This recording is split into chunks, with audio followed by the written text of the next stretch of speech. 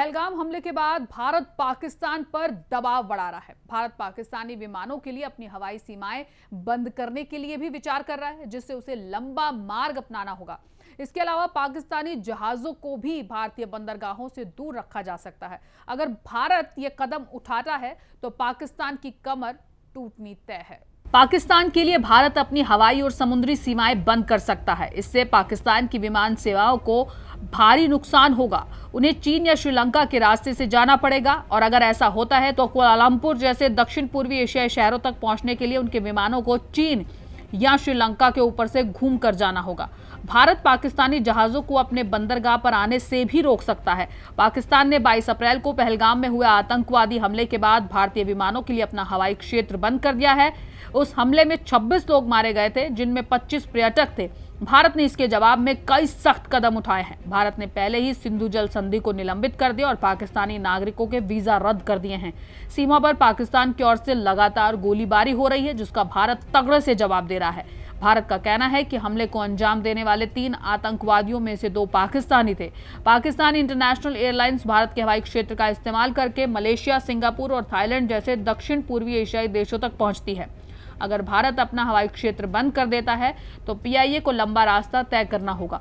पहले भी ऐसा हो चुका है। 1971 में जब भारत ने पाकिस्तानी विमानों के लिए अपना हवाई क्षेत्र बंद कर दिया था, तब पीआईए ने श्रीलंका के हवाई क्षेत्र से अपने विमानों को भेजा था। आतंकवादी हमले के बाद कैबिनेट कमेटी ऑन सिक्योरिटी ने पिछले हफ्ते कई फैसले लिए। सबसे पहले 1960 की सिंधु जल संधि को तुरंत निलंबित कर दिया गया। इसके अलावा अटारी चेक पोस्ट को बंद करने के आदेश दे दिए गए। जो लोग पहले इस रास्ते से आ चुके हैं उन्हें 1 मई 2025 से पहले इसी चेक पोस्ट से वापस जाने को कहा गया।